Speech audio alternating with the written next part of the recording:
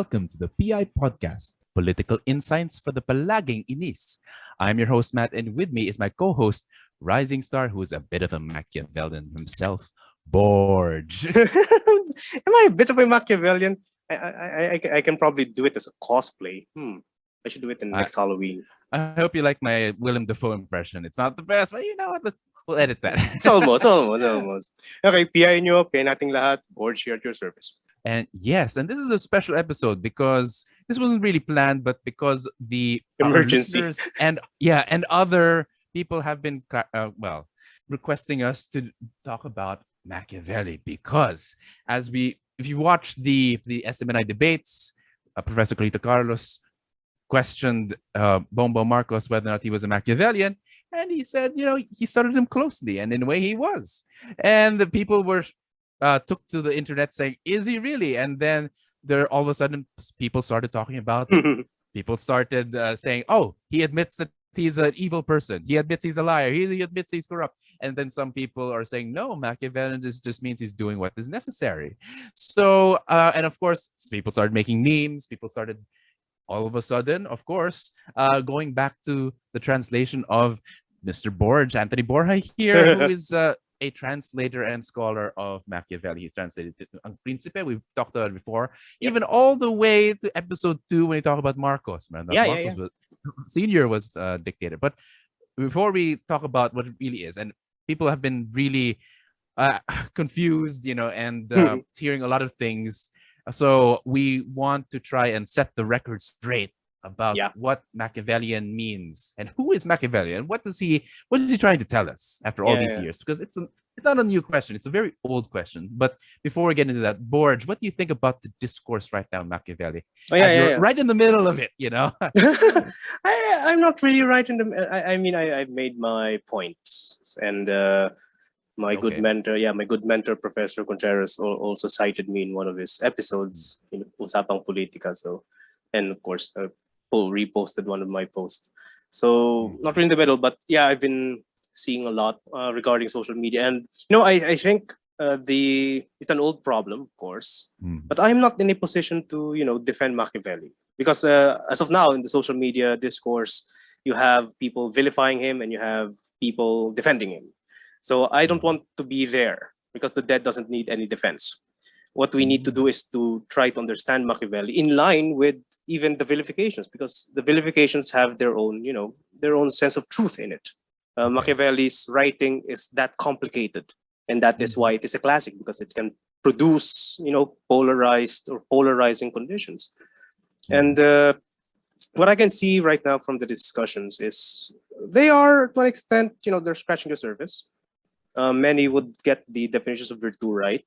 Many would provide the nuances in his works, but sadly, I think the inherent logic in Machiavelli is still rarely tackled. I think Dr. Contreras, to an extent, touched upon it, specifically his take on politics as constant conflict, which is what Machiavelli actually wanted to portray. And so he was closest to it, I think, out of all. But the UP Twitter space, I think, is intro to Machiavelli, which is not really that substantial. So that's why this is an emergency episode. Really, we need to go to the very core. What does Machiavelli want to tell us? That's why it's Machiavelli in Manila. Yeah, Machiavelli in Manila, just like Arendt in Manila. And by the way, I'm happy that people are reading your work again. So congratulations. Yes, finally. But we'll get back to that later. But for now, I want to go back to, of course, Professor Clarita Carlos, who tried to clarify what she meant by the question. And let me just quickly go through it. This is a Facebook post, she said. And it says here, just to provide context to my question last night in relation to the operational code construct. Well, number one, to me, being Machiavellian is characterized by astuteness, strategic thinking, the use of power judiciously, and undertaking any and all means to achieve an end. Number two, to be Machiavellian is not to be weak, submissive, incompetent, and intellectually vacuous. Number three, success to a Machiavellian is doing what is necessary when it is necessary. And number four, given all the foregoing, those who will willfully misinterpret my question last night for whatever sinister or evil purpose will best serve mankind by relishing your hot copious air between your ears. Okay, I should have probably read that, but anyway, you get the point. Yeah, that's the part that I should not have read, but so there. That's Clarita Carlos's context behind the question. Yeah. So what do you think? To Professor Carlos and to I think there are other similar interpretations of this. I think this would be an appropriate reading if we consider Machiavelli's The Prince as his way of providing directions or as providing general principles on how to act in politics or providing, laws in how to act in politics. If we would read it that way, then that's fine. But my problem is I don't think Machiavelli wrote it in such a way. Then Machiavelli is not providing general laws or principles in political conduct. That's why Professor Carlos's interpretation is apt. It is apt. I think this is being fair, but it is incomplete. It is incomplete. What is missing is that first Fortuna is missing. Fortune is missing because that is what grounds all of this into something. Because Machiavelli, his logic is something a bit more important than what he provides as an advice on one hand, and on the other hand, his advice, if you would read The Prince carefully, his advice is always tied with qualifications, with limitations. He would always say, when this, then that. That is always his analysis, because he's exploring specific circumstances wherein specific actions can be conducted. So it is again apt, but as we would discuss later on, it is a bit incomplete. So we'll discuss more about that.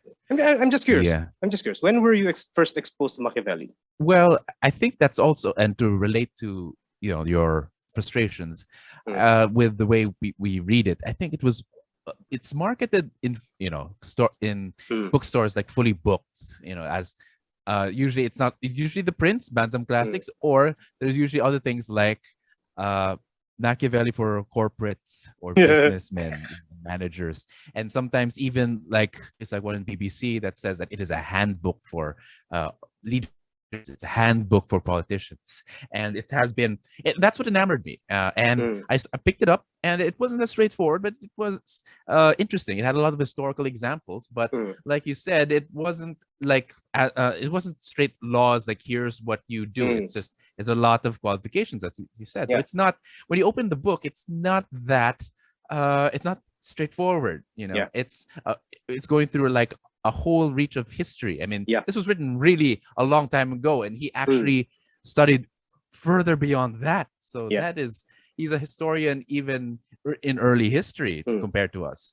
So I think it's important that we realize that he is context driven. It's not like a law, or strict handbook. But since you are the translator Machiavelli, what made you decide to study him? I mean, of course, you're not only a translator, you've also written works about him, interpreting him, rereading him. You have some papers in your ResearchGate, which people can check out if they want. But why? Why Machiavelli?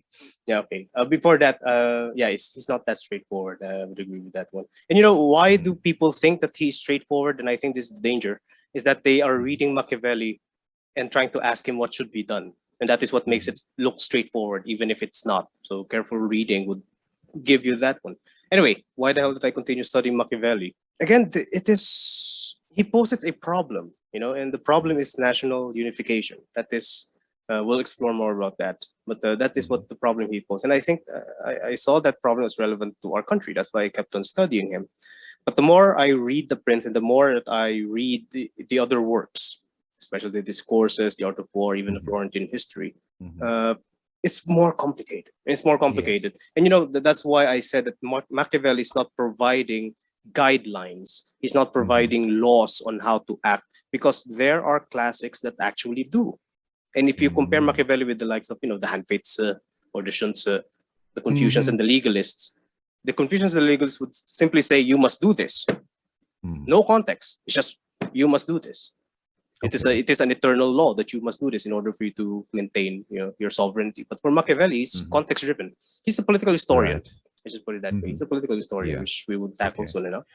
Yes. And we will know who he is, but I think we have to discuss what people think Machiavellian is, which is the source of all this commotion with regards and to admit he's Machiavellian. And let's look at what the dictionary says. According to Oxford Dictionary, Machiavellian means cunning, scheming, and unscrupulous, especially in politics. So, of course, do you think Machiavelli is actually preaching to be wicked and to be cunning, to be scheming? You know, if not, you know, where does this bad rap come from? You know, well, I would not dismiss that one because Machiavelli makes himself vulnerable to that. He makes himself. He had it coming. Yeah, he had to serve. That is one of the part of complexity, but you cannot reduce Machiavelli to that. And the reduction of Machiavelli into that definition is, of course, you know, first his works were banned by the church, then it slipped into England. So it was William Shakespeare who first popularized it via direct reference to Machiavelli, and of course the character of Richard III, which is also fictional because Richard III was not really that, you know, the villainous entity in Shakespeare's play. So doon nagsimula. So that's the very start of it. But yeah, Machiavelli had it coming. So I would not dismiss that. But it is reductionist. You cannot reduce Machiavelli to that Oxford definition. Yeah. In fact, while I would say after reading, you know, it's not that he says he preaches us to be evil, but we have to be willing to be evil or to do evil things for the sake of perhaps something, and we'll talk about that later on. But yeah, so now that we've gotten through the stereotype of Machiavellianism, and we argue that it's more than that. Let's start now with this. Like, who is Machiavelli? Who is Machiavelli? Who is Machiavelli? And I think this is a lesson that had been missing in what I have been reading on social media. Machiavelli is, of course, self-educated diplomat, son of a bankrupted lawyer. That's why he was self-educated. He was a public servant. I think he became Secretary of the Treasury. That's when he got, you know, the appellate that he was, to an extent, incorruptible among his friends. Because the Medici family was, of course, deposed by the Republic after such turmoil. So he served under the Republic. He was a staunch Republican for his life. He was a military innovator. He was the first one after centuries to propose the establishment of a citizen army that he trained and fought with, but then again lost and not enough time to fight against the Medici. So yeah, he was a public servant. He's a playwright. This is all in Florence, the city-state of Florence, in what we call, you know, Florence in Italy. Yeah, you know, and which in a way Italy did not exist then. So this was before Italy. But would we imagine him in an Italian accent saying "Bada bing, the prince"? Yeah, probably yes. Probably yes. Yeah, probably yes. And yeah, he was also diplomat, if I'm not mistaken, to various posts. But I think his most prominent post was diplomat to the papacy. So that's where he got exposed to Cesare Borgia and Pope Alexander VI. Rodrigo Borgia. Rodrigo Borgia. And you know, that's one thing. The Medici, even if they have a position in the church at that time, could not return to Florence. You know why? Probably because of Machiavelli's, you know, resistance. So they only came back to Florence after the Borgias died. Oh boy. So nawala yung Machiavelli's grip over the international affairs between Florence and the papacy fell apart. So it became vulnerable to leadership.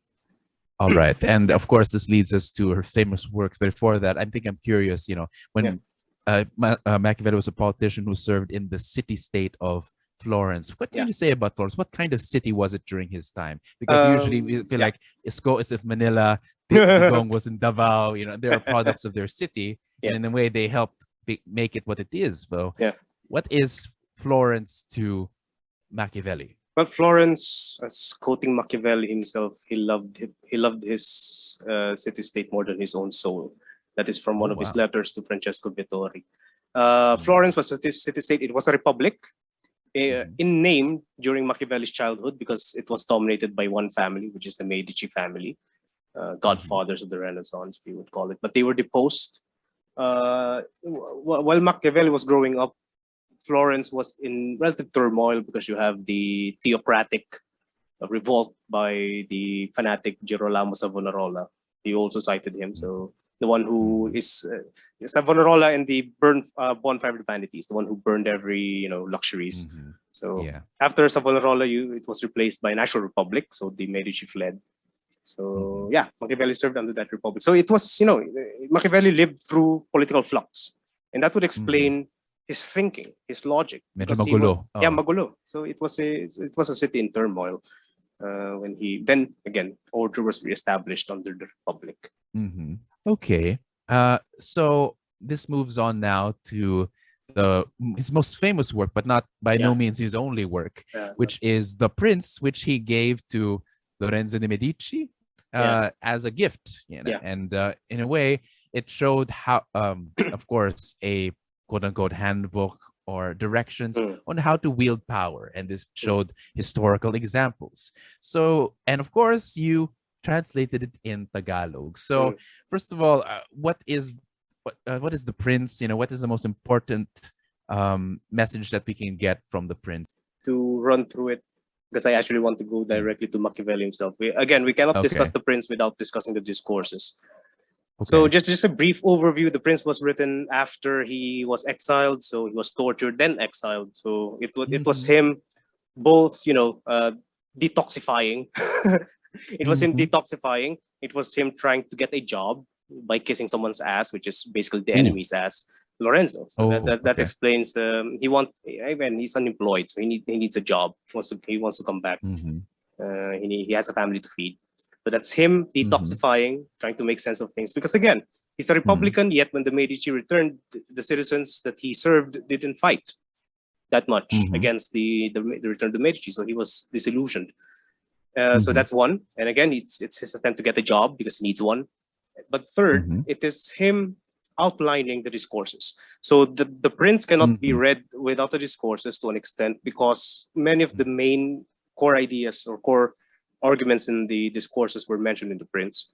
And to an extent, it was an outline. It was him laying the foundations for a more extensive and serious work, the Discourses. So yeah, that's the Prince. What's the primary lesson? I think we can discuss that when we discuss Machiavelli, Machiavelli's logic later. But of course, Prince is where we can find the most again stereotypical Machiavellian quotes, like for instance, the ends justify the means, and it is better to be feared than to be loved. This is of course the pop culture depictions of Machiavelli's thoughts, and of course it has been depicted in, say for instance, shows like The Borgias, but of course Game of Thrones, House of Cards, both the UK and to an extent, lesser extent, the American version with Kevin Spacey. And but we talked more about the Discourses. The Prince is a shorter book, and he wrote as a small gift to Lorenzo de Medici. But the Discourses is something different, and the full title, I think, is the Discourses on the first 10 books of Livy. What is that, and what is he trying to tell us with this book? By the way, regarding the Prince, one note: we're not supposed to be reading it because it's not for us. But why did you translate it then? It was published by his friends. The Prince in its original form did not even have a title, nor did it even have paragraphs. It was just one block. Just notes. It was just one giant block divided by chapters. It was not meant for publication. It was published posthumously after his death. And then his friends gave it the title The Prince. So I think we need to tackle that one. Why and how can we deal with something that we're not even supposed to read? That's where the arguments that it's probably a satire. But then again, arguments that it was a satire is, two-way off, because it's not even supposed to be read. Was it a sabotage? No.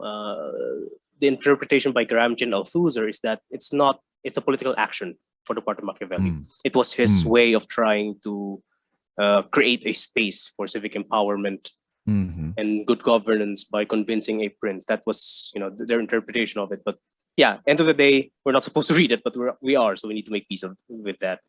For the Discourses, it was, the first book of it was tied directly to the Prince, because it was concerned with the first part was concerned with the establishment of a state. So how the hell do you found a republic? A republic, to be more specific, not a state.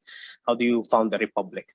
The other parts of the Discourses they are meant to lay the groundwork for institutions that would give more power to ordinary citizens. Because for Machiavelli, the main lesson of the Discourses, there are two main lessons to it. First, there would always be constant conflict between the nobility, which wants to oppress, and ordinary citizens who don't want to be oppressed, and they would defend their freedom. And for Machiavelli, and this is the second argument, only a single prince can establish a republic.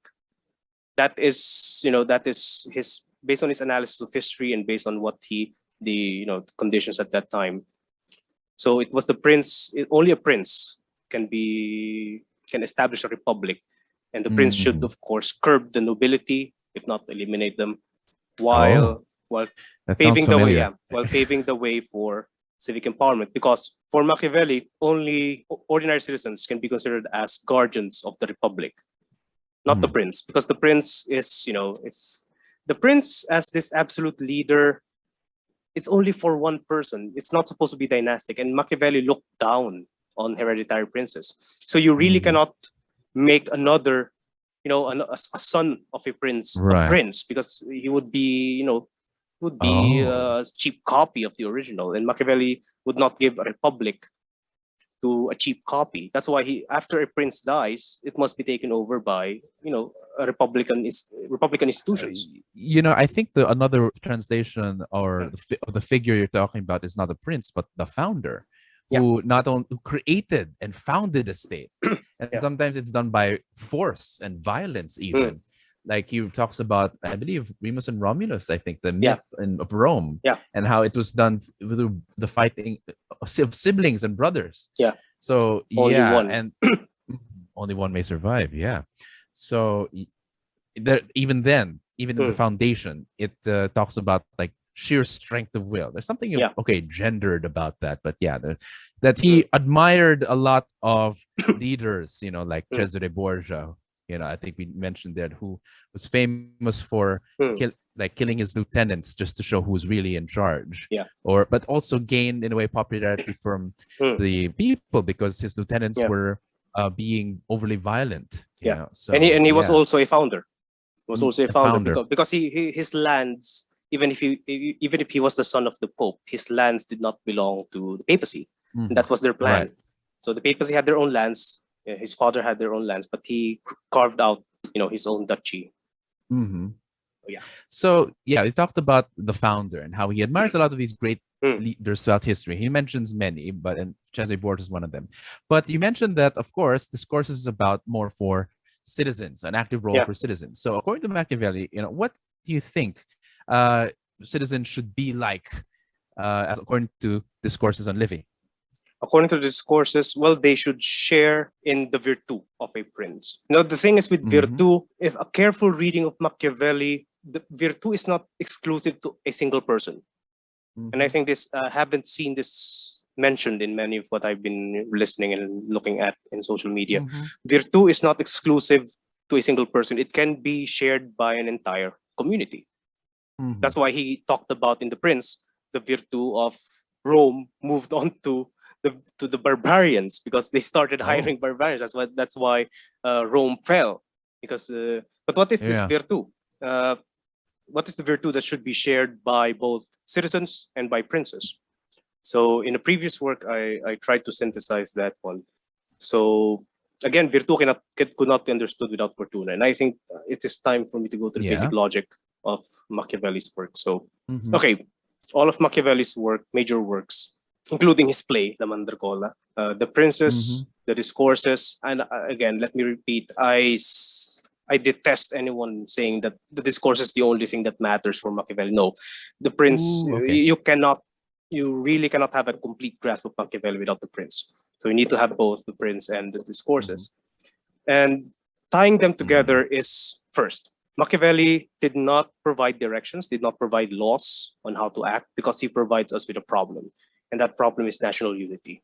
And in The Prince, that is in the last chapter. That is in the final chapter, okay? The problem of national unity, because the prince as this ideal type belongs to that conjunction, that for Machiavelli, the circumstances are right.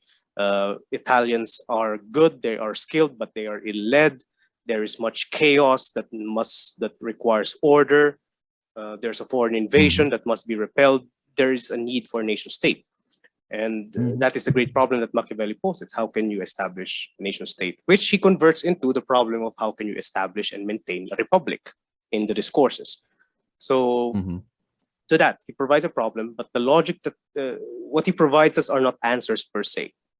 The answers that he provides, they're context specific, but what he leaves us is a logic on how to handle circumstances, and that is embodied in the relationship between Virtu and Fortuna. So again, or just a rundown, Virtu is not virtue. It's not Christian virtue. That is what Machiavelli wants to. Or morality. It's not morality. So the thing is, if you stop reading Machiavelli as a source of directions on how to act, and just read the Prince and the Discourses as a source of a logic that can guide you on how to act, but not necessarily give you specific answers, you would stop with you could actually stop the question of morality, because morality would also be part of that basic logic, because he doesn't ignore, he doesn't dismiss morality. He still considers it as important. So Virtu, again, Roman manliness or Greek excellence. Kaya ang kagalingan ng salin ko sa the translated so words. Virtu ay kagalingan. Yeah, kagalingan. I had several options, but I looked into that one. Virtu for Machiavelli can only be understood in line with Fortuna. Fortuna refers to everything that is accidental and cannot be foreseen. Now, Fortuna is not a mere goddess. Well, Machiavelli used the goddess. A woman. A woman. Fortuna is a woman. Fortuna is a woman. Machiavelli used that, just to wrap up this dimension of political affairs, which is there are things that we cannot foresee. There are things that we cannot control. And what are those things? It would include not only natural circumstances, earthquakes or whatnot, but it would also include, and especially include, and this is what Machiavelli emphasizes, it would include other people. Fortuna is constituted by other people, because you cannot know you cannot have an absolute knowledge on what they will do. Okay, you can only assume what they're thinking. You can only assume what they might do, but you cannot absolutely know. So it's still a surprise. And you are, to an extent, the Prince himself, the one with Virtu, can be Fortuna for others. So the Prince himself can be bad fortune for other people. So again, Fortuna is concrete, contrary to any interpretation that Fortuna is abstract. So, or abstract. You mean most people would say that Fortuna is like luck or circumstance? Luck. Yeah. I hate that. So it's more like more like the whim. Well, we say the whims of the citizenry of the people or other people. Yeah, other people. Yeah, ordinary citizens are part of it. The nobility is part of it. The military is part of it. Everything that you cannot foresee or predict or have absolute control over, that is Fortuna. So it's concrete. Right. And sorry if I can. Try to make this into like a metaphor, and I think we mentioned this in the space, is that it's more like, imagine you're in a party and that there is this crush kang nandyan. Isipin mo na marami pang tao sa party, tapos may balak din sila agawin yung yung crush mo. So something like that. So Fortuna is the probability of actions from other people. Fortuna is the combination of all those factors, including yung utak ng crush mo. See, including even the decision making of your target would be part of that Fortuna. So Fortuna, this is something that Althusser have read in The Prince, and something that I adopt and I've analyzed myself. It consists of all those concrete factors that you seriously have no control over, you cannot foresee. But Virtu is this constant struggle to try to foresee it. Right. So that's why I said that Virtu is also prudence and foresight. So that's one dimension of Virtu. Yeah. So the other. Why do you think he uses the woman as a metaphor for Fortuna? No, because women are scary. It is a woman. Okay. But you already had our feminism episode if you want to check that out. I can probably explain it. But for this case, why does he use woman as? Because it's more of the goddess. Because Fortuna is a goddess. It's a goddess that you can pray to but cannot control. It's a goddess that you can try to allay or try to satisfy, but you really cannot know what would happen. So it's basically the reverse of the oracle. So the oracle Okay. tells you what may happen, but Fortuna is just you can offer sacrifices to Fortuna, but you seriously cannot control her. So yeah, that's one thing. So virtuous prudence Yes. and foresight, that would be one dimension. The other Yeah. would be virtuous adaptation. So you need to go with the flow, but virtue is also control. You also try to control Yeah. the flow of In other things. words, virtu is like pagiging suabe kapag, sa babae, di ba? Yeah, to an extent, but then again, you seriously you cannot determine what would happen, even if you try your best, which is fine. That's part of virtue, which is you try your best. That's why virtue is also a search for glory. Right.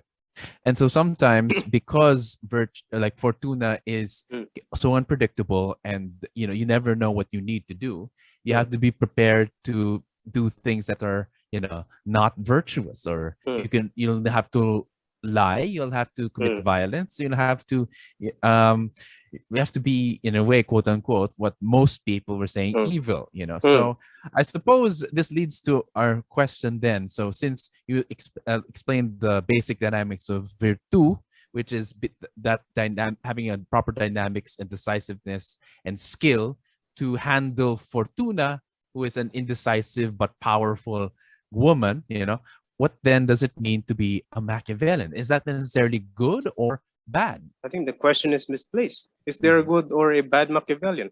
That's the thing. Whenever you are reading Machiavelli, before you ask him questions, you need to find his questions first. And that is the most difficult thing to do, especially because the book is so thin, skinny. It's easily underestimated. But you need to find these questions first. And by the way, I missed some other things regarding Virtu and Fortuna, just to add. One would be its moral flexibility as well. So morality. Flexibility. Yeah, the morality of other people, how they would respond to you in line with their moral, in line with their moral standards.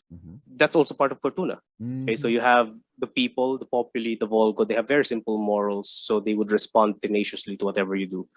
But then again, it's moral flexibility as well. There are things that there are things that the prince must do that would offend public morals. But all of it, I summed up virtu as autonomy. This constant struggle for self-determination, and this is the same virtu that citizens share. Yeah, that's why I do not agree with the idea that the prince and the discourses are different. They're tied. They're distinct, yes, but they're not separate. They are tied together with this virtu as autonomy. There's something expected of the prince as his constant struggle, and this is also expected with citizens as their struggle against the nobility.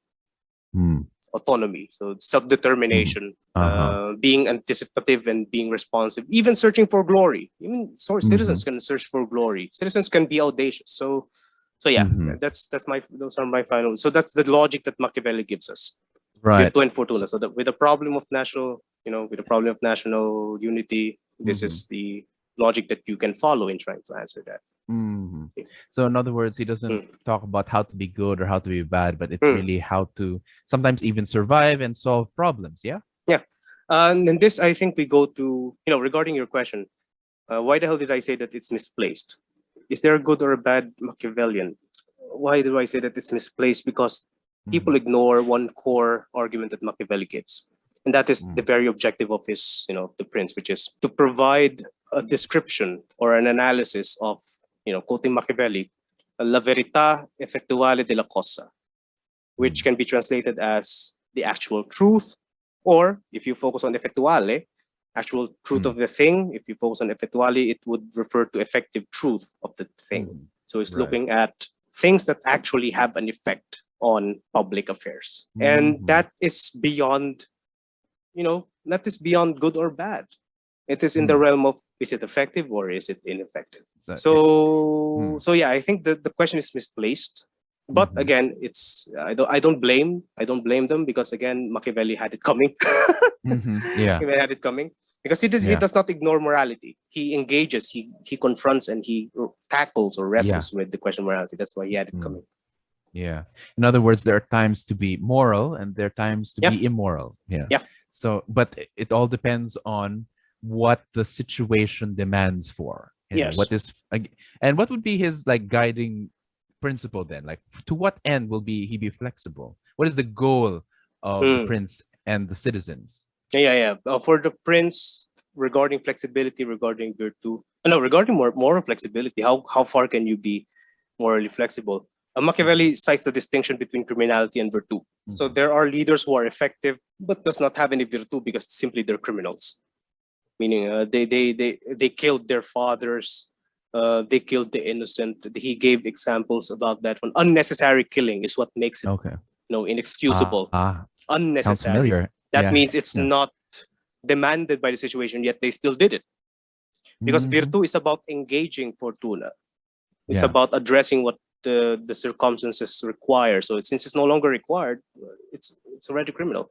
But how far, to what end? Machiavelli was specific about this, especially with violence.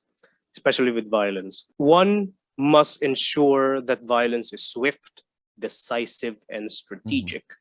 Meaning the leaders are targeted. And he actually gives a specific example regarding Cesare Borgia and the case of the Senigallia incident, wherein Cesare Borgia's mercenary commanders, lower nobility, they decided to rebel against Cesare Borgia. What he did was to, appease them, bow down to them just to keep them comfortable. Then he invited them to Senigallia and had them all killed. But he only killed the leaders. He absorbed their mercenary bands. He absorbed their armies. So he did not kill any other subordinates. So that's decisive and that's effective. And that allows ordinary citizens to be shocked and awed, but eventually it would subside and, they would feel normal. Things would normalize, even if they're shocked, because there would be peace after it. The violence would stop. So, and the Machiavelli's advice regarding that, you cannot keep your sword unsheathed for a long while, because it would cause paranoia, and it would, bring your armies against you. So, killings must be strategic and limited. So that's one example. That is strategic and limited for what end? Again, I'm asking a question. Like, what is the goal of it? Depends. Machiavelli? It depends on the circumstance. And again, Fortuna is there, and Machiavelli is not giving you general laws and principles. There is no single end. The end is something determined by Fortuna, by the circumstances. So I could not answer that question. To what end?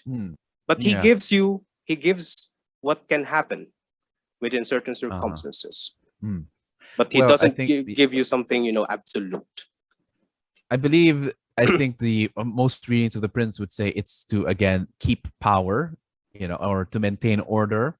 But again, I think in the if we look at its place in political literature, which presumes basically survival of the state, survival of the prince, survival of citizens. In other words, it is, in a way, it presumes that the good for them is basically survival. What keeps the state together? Would you agree with that? And that is what happens when you read the chapters in isolation on one hand, and if you read it with a certain lens, because all of these chapters boils down to what Fortuna had provided the Italian Peninsula, which is the establishment of a nation state. So that was the historical end that can justify those means. Right. So these are not absolute. These are historical. It's only justified within that time period. So all of them. So the end justifies. Killing people within certain limits. Right. Being parsimonious instead of being liberal. All of the advice, they all boil down to that. To that end, which is to unify the Italian Peninsula, to have an Italy. But in the end, that is something produced by circumstances that are historical and passing. That's why the logic is there. That is the logic that Machiavelli provides us. So he's not providing us with absolute principles. It's a little difficult to try and understand. Like, they're not giving you a message or like a handbook, but a logic. And so how would you compare like a book that gives you a logic? What genre of writing is that then? Gives you a logic. Probably Hegel would be there, but that's already philosophy. That's what. Something a bit more like, again, for our I think guests, our listeners. I think I cannot. That is what makes The Prince unique in its own right, because I don't think any other political book would give you a logic in terms of political action. Is there another like word for logic? Uh, Maybe it can be used or maybe more familiar to okay. our society. It's not. It's a means to analyze, I think. A framework. A framework, yeah. Isang balangkas ang binigay ni Machiavelli. Hindi mga prinsipyo at mga, absolute laws on how to act in politics, but a framework. Okay. Yeah. Yeah. Thank you for that one. Yeah, I need to simplify. Yes, Machiavelli. You're reading too much Hegel. Yeah, I'm reading too much Hegel. Anyway, we should do that again, like Hegel this time. Oh boy. And then we'll lose all our followers. No, I'm kidding. Anyway, so you talked about now how, of course, they're historically specific, and we don't apply it as is, but maintain the logic. Now, let's move on to contemporary times now, and they'll go back to where we started, which is Bongbong Marcos being Machiavellian. So, is he Machiavellian? Or in other words, what does he have to be in order to really apply the Machiavellian framework or logic? Well, first and foremost, we must answer the question: is he necessary? Ooh, that's the thing. Now. All right, because the prince is a necessary.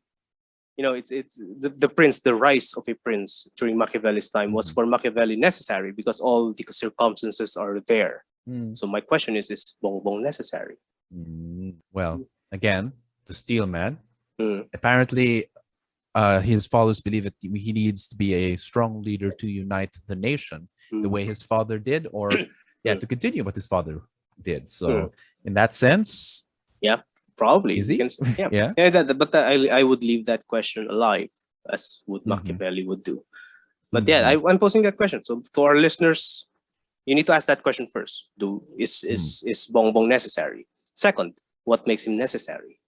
I think this is where Machiavelli explores. This is what Machiavelli explores whenever he refers to Italy in his examples and during the final chapter.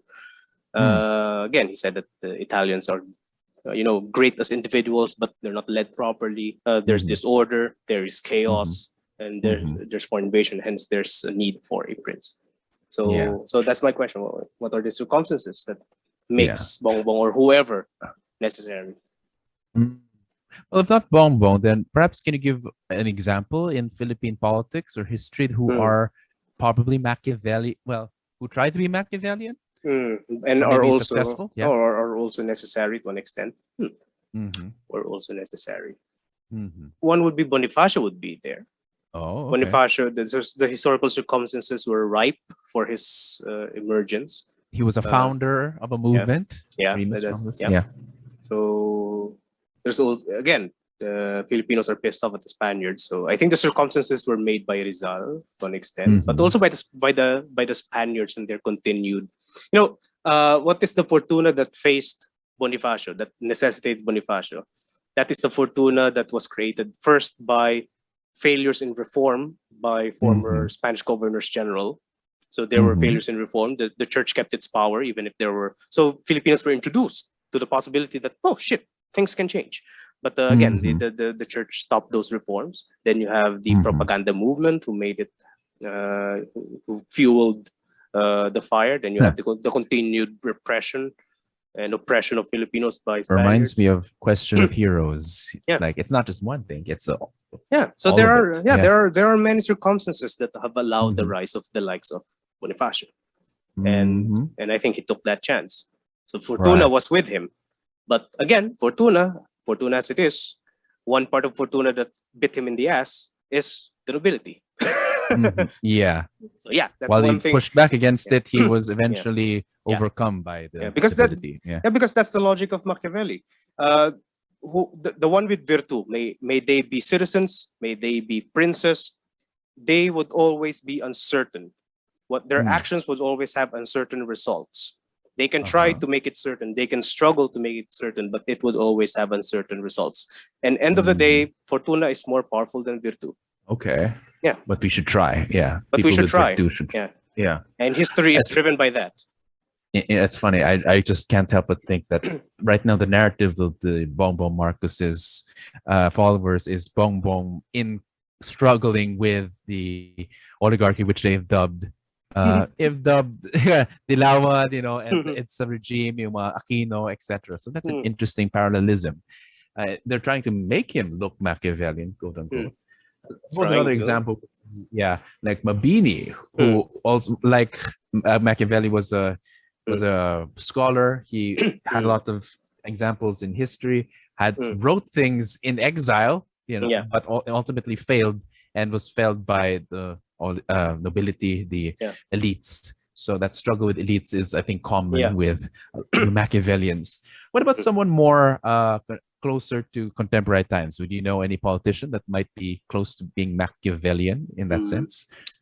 I think the question again, we need to make it temporal. We need to take into account time. One person may have virtu within one time period and lose it in another. So with that, I think the Marcos Senior maybe one with virtu. The Fortuna was ripe for him. There were circumstances that allowed this emergence, but he eventually lost that virtu to someone else. So that's another part of the framework that Machiavelli gives, which is you need to take into account time and change. Change is something constant. You really cannot understand virtu without taking into account change, because you can lose your virtu. You can lose your power in the process as well. So again, as I've said, Machiavelli does not provide absolute principles, because even the quote-unquote Machiavellian actions that you can do, they can fail under different circumstances. If you try to be violent, if the circumstance doesn't call for it, then you would fail. If you try to be peaceful and the circumstances doesn't call for it, you would fail. So again, the logic of Virtu and Fortuna. It's funny, like I think I mentioned this before, and I think it's important to mention this now, that a lot of people think that Machiavelli is really, well, favored by authoritarians, but also in equal measure also can be applied by politicians in a democratic regime, or democratic society. So in other words, he is actually applicable in all these regimes, in not one or the other, yeah? Again, the logic is the prince is on power, while the discourses is on building a republic. So as long as the framework is there, as long as you have a grasp of the framework, regarding a possible failed Machiavellian, probably Isco. Fortuna is not with him. It was never with him.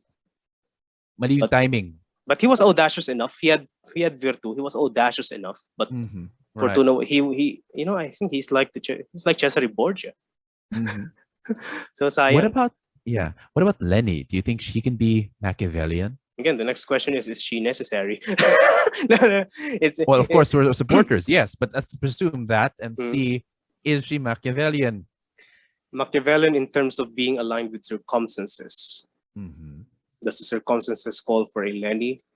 Okay, we can admit that probably circumstances call for a Lenny, but there's one part of our current Fortuna that makes her unnecessary, and that is the EDSA regime is already over. People are clamoring for something different, and I think that is one part of Fortuna that goes against Lenny's campaign. Well, I don't know. I mean, while people do try to make the connection with EDSA and Lenny, I think Lenny is quite distinct from EDSA, but it's not in relation to EDSA so much. It's also it's weird. Okay, I think the opponents of Lenny would think that she is merely a continuation or a restoration of EDSA, and the EDSA regime. But I think for her supporters, it's more on against Duterte regime. She was not audacious enough to condemn the EDSA regime. She was not audacious enough to condemn the Dilawan elite, even though she switched to pink. It's not audacious enough. She's audacious enough to switch to pink. Good for her. But she's not audacious enough. She's not morally flexible enough to condemn the very people that most Filipinos don't like. If she, I would say this one. If she did that, the benefits of hindsight. If she actually did that and dropped, condemned the failures of the EDSA regime, recognized it at the very least, to recognize it. And to condemn that it had failed and it had kept oligarchs alive, then may tulog si BBM sa kanya. Because she would capture the anti-EDSA vote. But no, she's not audacious enough for that. Hot take. All right. Interesting. So I mentioned, of course, the potentials and the merits of Machiavelli's Machiavelli's politics, which is again virtue, being decisive and being able to deal with virtu, being able to handle the unpredictable, powerful fortuna, the unpredictable circumstances. But what do you think are the limitations of this framework of Machiavelli? What are the limitations? Well, it doesn't provide us with clear answers. That's the thing. It doesn't provide us with, general principles that are comparable to other works on political ethics. Political ethics would give you clear directions on how to deal with things, but Machiavelli doesn't give that. So that's a weakness, and that makes his work vulnerable to simplifications because people want advice. People are clamoring for advice. That's why they're trying to extract advice from Machiavelli, but he just won't. He won't budge. And every time you try to extract it, you would end up with a misreading. All right. So what are the other weaknesses? Real reading. Yeah. What are the other weaknesses? What do you think? I'm pondering on this. Do you think that it has weaknesses, the Virtu and Fortuna framework? Well, the easy weakness, I think you mentioned it earlier, is that because someone is trying to be Machiavellian, they might misread the times and make a mistake to the point where, especially with a big gamble, like say committing violence or maybe accusing someone, it bites them in the ass. Yeah. So it's a wrestle. And I think it's literally being bold in gambling. And sometimes you win and sometimes you lose. And when you lose big. Yeah. So it's actually, I suppose, integrating Fortuna, which is, there is a level of luck into it, but it's not just luck. So you can be lucky or unlucky. It's a gamble. Yeah. So it is that's politics why of gambling. That's why you can count cards. Because counting cards is trying to see Fortuna as concrete. And that's you're trying to calculate. You're trying to calculate the cards that are being placed. So again, for our listeners, Fortuna is not an abstract thing. It is his concept to things that are very concrete, which is and I think this is one lesson that we can get from Machiavelli. Be aware of all the factors that surrounds you. You cannot be totally and absolutely aware of everything, but you must try to be aware of what would hit you in the face. Right. Yeah, okay. So I suppose I'd like to maybe close this episode, which has been very engaging and very fruitful. I do, first of all, and again, I tried to ask you this yesterday. What was it like to again trying to pull Machiavelli into the Philippines? And of course, and can the Philippines or Filipinos learn from Machiavelli? What can we learn from Machiavelli knowing this? Yeah. What can we learn from Machiavelli knowing what we just discussed? Yeah. What can we learn from Machiavelli? From the Discourses and the Prince. First, a warning. The Prince is not a means to evaluate your candidates, please. It's not. For the love of God, it's not. Right. Second, Virtu is something that should be shared by citizens. And Machiavelli was explicit about this in the Discourses. The same struggle for autonomy that the Prince must show, we must do it same. Same struggle for more flexibility, for prudence and foresight, for control. This is something that citizens, in order for them to protect a republic, they must perform. These are civic virtues. So, and again, another thing that we can learn from this is the class struggle. Machiavelli to an extent preempted Marx for hundreds of years. That the history of a republic is basically class conflict, and the oligarchy, the nobility would always suppress. That is in their nature. They would always steal and they would always suppress, while ordinary citizens, they're there to defend themselves. So we must defend ourselves with tenacity. Right. Fourth, again, do not read the Prince as if you are the Prince. You're not. You're probably one of the peasants that would be killed in the process. Yikes. So do not start thinking like the Prince, because that's not the purpose of it. Can we be Machiavellian citizens? There are actually recent works arguing for Machiavellian citizenship. You have Jeffrey Green, John McCormick. You can check their works, but especially for Jeffrey Green, the plebeian politics, plebeian democracy, which is this constant struggle to equalize power. Citizens must always try to equalize power. Okay. Yeah. Yeah. And I suppose I do agree with that. I want to jump on from that and saying we should not read like the Prince trying to be like the Prince. We should be citizens. And this is something we have been arguing for this throughout this podcast, it's about citizenship. And I do want to at least close my contribution with this with maybe a quotation from Hannah Pitkin, who wrote Fortune is a Woman. There's this particular chapter called Citizen and Its Rivals. And she admits that the citizen is a central part of Machiavelli's work, but more people focus on the prince, how to be like the fox, or like being cunning, trying to sense traps, and the lion trying to be strong, yeah. And the founder trying to found the republic through sheer will and masculinity. And she talks about, again, Fortune is a Woman, gender and politics, and thought making. But she talks citizen in a particular way. It's a certain kind of manhood. Take note, she's a feminist scholar, but she's talking about manhood. And it says, citizen is Machiavelli's most profound and promising vision and the most political of his images of manhood. It has the potential for synthesizing what is best in its complex ideas about autonomy. It is also the most elusive and difficult to reconstruct. The manhood of citizenship is clearly tied to Machiavelli's republicanism, his deep commitment to politics, and his passionate love for Florence. Yeah, this image that is drawn at least from his readings. And then it says here, although the citizen is like the fox and the founder, an image of manhood, it embodies virtue in a fundamentally different way. For both fox and founder, virtue is through their personal individual autonomy. For the citizen, by contrast, virtue is sharing in a collective autonomy, a collective freedom and glory, yet without loss of individuality. Virtue is systemic or relational.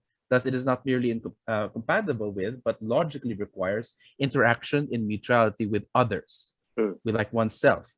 So, in other words, and this can be tied to Hannah Arendt, who talks about politics, citizenship, trying to live together, and also. Since they talk about citizens as rivals, it's about citizens fighting and discussing with each other. But ultimately, it's not losing its individuality, but sharing autonomy, sharing that power with one another. I think that's what we should explore more. In fact, even here, Hannah Pitkin is one of, I don't know if she's the only one, but she's one of the few who tried to talk about Machiavellian citizenship, as what you said. So hopefully we should explore more what he can tell us as a citizen, not as a prince. Yeah, and I would add, it's also in the prince itself. It's not only in the discourses. The prince is actually it's a clear warning to the prince that don't piss off citizens. Because there you go. Paraphrasing Machiavelli, if a prince conquers a new land that is used to freedom, then the prince must destroy that community, because the memory of freedom would always incite insurrections. And again, Machiavelli peppers his entire the prince with examples of leaders being deposed by their people. So it's a warning that you don't piss them off. They may be simple, they may be simple-minded, they may be easy to impress, they may judge based on what they see, they may be repressed, but don't piss them off. Because if you piss them off, no one would help you. And I think right now, more importantly, besides, of course, the prince is not pissing us off, we should also be able to trust in each other. Because literally, and I just noticed this now, she talks about the chapter saying, each man by himself is weak and united is strong. The populace, the plebe, united is strong. So I think that's one thing we should read in the discourses. More people are reading the prince without the discourses, so we should read the discourses. I think that's a recommendation then. Read the discourses. But I think last thing, I heard this one before, saying that Machiavelli is a populist, or there's a populist trend in Machiavelli. No, fuck that. if we define populism as projecting a competition between a righteous people and an elite, Machiavelli was a level-headed Republican. He knows that the people or ordinary citizens can be weak, and that is in the prince. And he knows that they can be strong as well. So that's an option that he gives us. Again, Machiavelli doesn't give us answers. He gives us options, lots of it, and how to create options. So that's the framework that Machiavelli gives. So yeah, don't try to find it. Yeah. All right. So from that point, thank you for Machiavelli in Manila. All right. That's for sure. Well, before we go, how about some recommendations as usual? Maybe some works that can make Machiavelli a bit more palatable. Or simplified, maybe. Well, there's the BBC documentary on Machiavelli. I think we can find a link on that one. The one with the Doctor Who. Peter Capaldi. Peter Capaldi, Peter Capaldi. Yeah, that would be one to make Machiavelli palatable. Other than that, I think I would just recommend reading Machiavelli, the Discourses, The Prince, and the you watch the play. I think we can also include a link in the play of the La Mandragola. Yes. Machiavelli being a playwright, he's actually known to be a playwright. That's his and last a career. funny playwright because it's a comedy, the Mandragola. Yeah. It can be compared to like what, Sex in the City, maybe? Yeah, it's Virtu and Fortuna. That's why I don't like people ignoring Fortuna in their analysis of Machiavelli, because Machiavelli, Fortuna is fundamental in his thinking. It's like ignoring one half of Machiavelli. Yes. Anyway, but yeah. Yeah, and I would like to recommend 2 books. I think the first one is the one that I read from, which is Virtu and Fortuna is a Woman, but in particular focus on the chapter "The Citizen and His Rivals." I think I'll include this as in my City Go readings, because this is I just rediscovered this and it's beautiful. And it can also talk more about, again, the gender, the femininity of Fortuna, but also the masculinity of the prince and the founder. And again, it's not meant to say one is better than the other. In fact, it's quite feminist, because Fortuna is the woman, being as powerful and unpredictable. So yeah, that's interesting.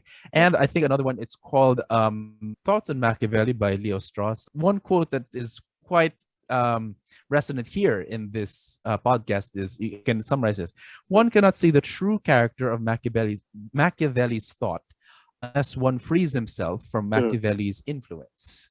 So yeah, love Leo Strauss. And we have a special announcement, actually. So after these recommendations, wait. Regarding one recommendation, since you mentioned Leo Strauss, I will add Machiavelli and Us by Louis Althusser. Okay. What does he say? That's the Marxist view, yeah? No, not really Marx, but this is Althusser. It's not really a Marxist view, but this is the view that Marx Althusser's. It's what baffled him. To an extent, Machiavelli baffled Louis Althusser. So many of my arguments were developments of Althusser, especially the argument that Machiavelli gives us a problem instead of answers. So and he posits the idea of aleatory politics, or politics via chance. So you really cannot do anything about politics. You cannot predict everything about it, because it's driven by chance, and of course circumstantial analysis. So yeah, I recommend that one. Okay, we're done. Yeah. All right. So for our special announcement, of course, that I mentioned it in the beginning of the show that Mr. Borja over here, Borj, is a translator of Prince in Tagalog, and a lot of people are asking where they can get the copy. Of course, we will link again where you can get a soft copy in his ResearchGate profile, but we're also working on having it published in hard, paper. It's already published. Yeah, they just want it just need to be online or available online. It's already published. Yeah, so we will provide the opportunity for you to pre-order with the Google form. So it can actually not just be for people wanting the personal copies, but also libraries and bookshops that they want to order multiple copies. So this is a chance. Perhaps you can through this podcast, maybe we can collaborate with with a bookstore. Maybe it can help getting a copy of Machiavelli's Prince in Tagalog to people. And at the day, we will submit the pre-order to the dealership publishing house, because they're the ones who have the stock. So when they see that there are this many pre-orders, they'll probably print more copies. So and probably make it available online. Yeah. Hopefully they will. They'll be able to make more copies for everyone who wants to read Machiavelli in Filipino. All right. Okay, so the PI podcast can be found in Spotify, Anchor, and YouTube. If you want to send us a question or a recommendation or a suggestion for an episode, please send us an email at pipodcastph@gmail.com. But until the next episode, magandang gabi, mga ka-PI.